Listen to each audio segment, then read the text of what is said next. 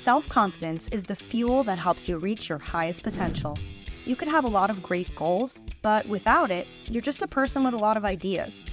Add self-confidence to the equation, and you become someone who gets stuff done. Are you ready to level up? Here are 8 tips to boost your self-confidence today. Number 1, challenge your thoughts.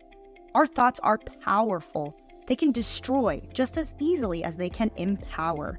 Negative self-talk is when your inner voice is excessively critical and pessimistic, focusing on what you can't do or what you do wrong. This is the enemy of self-confidence. Challenging your thoughts isn't easy, but it can be done. The first thing you need to do is to identify the thought as negative. Stop it in its tracks and focus on one thought at a time. For example, I once found myself working on this big project for my degree, and I just couldn't figure it out. I felt stuck and hopeless. My first thought was, I'm never going to finish this and I'm going to fail my class because of it. There's the identified negative thought. After you have your thought, it's time to start reasoning with evidence. You need to find examples that show this thought is not 100% true. In my case, I thought of a time the year before when I had a pretty difficult final paper I worked on for months. It took a ton of revisions at the writing center to finally get it right, but I did it. The paper passed and I passed the class even when I thought I wouldn't. This was proof that I can get through a tough class and finish an assignment that felt bigger than me. After that, I thought of a few other smaller examples of when I overcame a challenge. Once you have your evidence, you can revisit your thought and rewrite it, so to speak. Replace it with a rationale-based replacement. Instead of thinking, I'm never going to finish this and I'm going to fail my class because of it, I thought, I've finished difficult assignments before and gotten passing grades, so I can do it again with this one.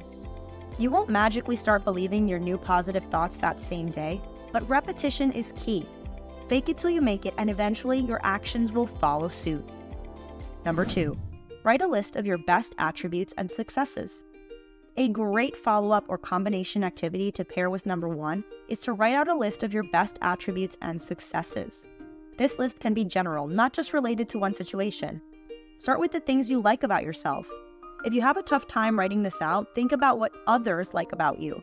If you still get stuck, ask those closest to you what positive characteristic they notice or like the most about you. This is a great mini self-esteem booster, and it may help you to see yourself in a more positive light. I can personally say this channel has some of the best viewers on YouTube. If you want to start with a positive attribute, you've got one. Just hit that subscribe button to join this cool crew. You know I appreciate you. Number 3, curb the comparisons. Listen, we are all guilty of comparing ourselves to others. We do it walking down the street, at school, at work, and especially online. With the fakeness of social media, it's hard to feel good about having a normal life nowadays. We need to stop with the comparisons. It may be impossible to stop yourself fully, but there are practical ways you can curb the unhealthy comparisons. Let's start with the biggest culprit, which is social media and media in general. Get off of those influencer profiles. Stop following people who make you feel like you are less than, even if it's within your own head.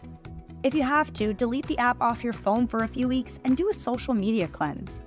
When it comes to the real world, though, you can't just coop yourself up away from others. In these instances, you'll have to try to stop those thoughts and instead go back to the list of personal positive attributes and successes you've written down in the past. If you compare yourself to anyone, compare yourself to you a few years ago. I'm sure you can see how much you've grown since then through the ups and downs.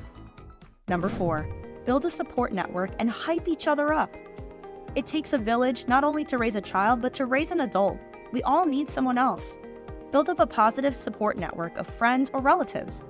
You don't need 50 friends, just a few loyal ones who you know have your back. Tell them about your quest to improve your self-confidence. Hype up your friends, and if they're good friends, they will surely do the same to you. By the way, if you don't tend to have deep relationships, romantic and not, you may have a fear of connecting with others. Check out the video, 7 Signs You Have a Fear of Intimacy to learn more. Number 5, set a doable challenge. If you're feeling unconfident about what you can accomplish, prove yourself wrong by setting a doable challenge and completing it. Remember, the key word is doable. Set something that you know you can accomplish.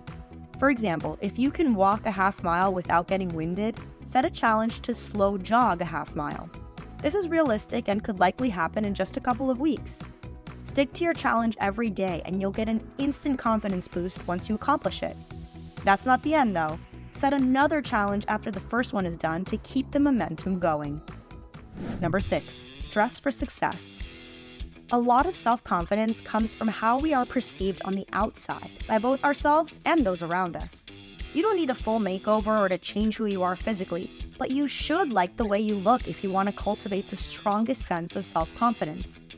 Everyone has days when they feel prettier or more handsome than others. Have one of those days by choosing an outfit you think is flattering and presenting yourself well in public. Shower, do your hair, spray that nice perfume or cologne, and have an afternoon out and about to spark your confidence. Number 7, learn how to set boundaries. Another part of self-confidence that we often forget about is assertiveness. Confident people know what they want, what they're capable of, and what they will and will not tolerate. Setting boundaries is one way of stopping others from taking advantage of you, and as a consequence, negatively affecting your self-esteem. To establish boundaries, you'll first need to identify what you need to feel emotionally, physically, and mentally healthy. Recognize your limits and triggers. When you feel someone pushes you towards one of those, clearly communicate your boundaries by using I statements. Be consistent, patient, and firm. Learning to say no is tough, but once you figure out how to do it, it saves you heartache, fatigue, and emotional drainage. One boundary that may also help with self-confidence is slowly distancing yourself from those negative, energy-draining people in your life. You know who I'm talking about. Number 8, try something outside of your comfort zone. Low self-esteem will have you avoiding new experiences out of fear, but self-confidence is produced by stepping into new experiences, even with fear or doubt.